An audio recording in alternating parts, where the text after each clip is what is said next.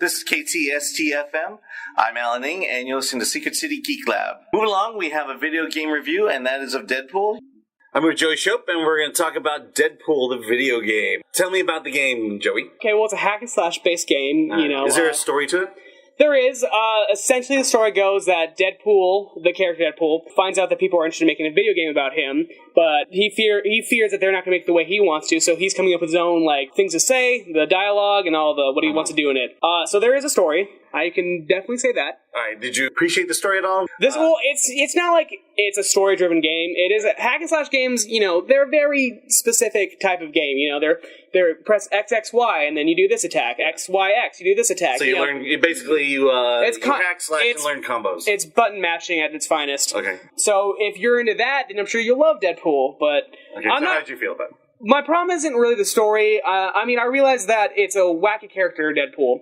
I don't know a lot about him. I know, handful of bits of stuff about him. But, I'll say his character's done really well. It's really funny. The kind of side comments that the voice in his brains make throughout the game are really funny too. There's a lot of really funny dialogue and stuff like that. So the characters, I feel, in the game are very solid, and then the story is kind of it's a, hack slash game, so it's not story driven. There's a bunch of cameos if you're a Marvel fan. Wolverine, for example, comes in there for a little bit. You get to play around with him.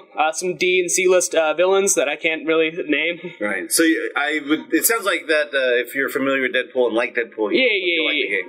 If you like Deadpool more than video games, then yeah, you like the game. Or if you like a game that's reminiscent of the comic book, but not necessarily a great game. Yeah. Oh yeah. Like I said, if you love Marvel, but you don't like video games that much and just want to press 3 buttons ever, I don't have an issue with hack and slashing. They do offer more combos. You can have longer ones. Really, my problem with the game was it was just a game to me. I never felt connected to the character.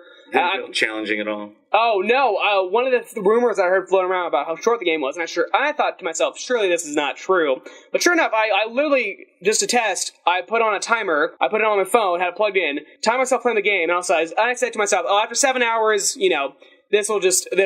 surely there's going to be more game. But sure enough, 5 hours and 15 minutes in, I'm done with the game. And I'm on normal difficulty. I always go normal difficulty and then play hardcore mode. I imagine the hardcore mode, it would have been more of a challenge, of course, but, that's maybe adding 40 minutes more. So did you like the game? Did you hate the game?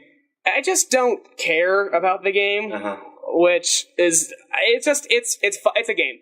You went through it and you can forget about it and move on to the next one. Yeah, it's gonna float off into the video game ether and to be never heard of again, which is a shame because I feel like Deadpool's a really interesting character. They could have done a lot more with it. It's, just a very blasé game. For its price right now was $50, and that was way too much. In a month a month and a half, it's gonna be used and probably $30, $40. Okay, so from a scale from 1 to 10, what would you rate Deadpool? 6. All right, thanks. This is Joey Shope talking about Deadpool.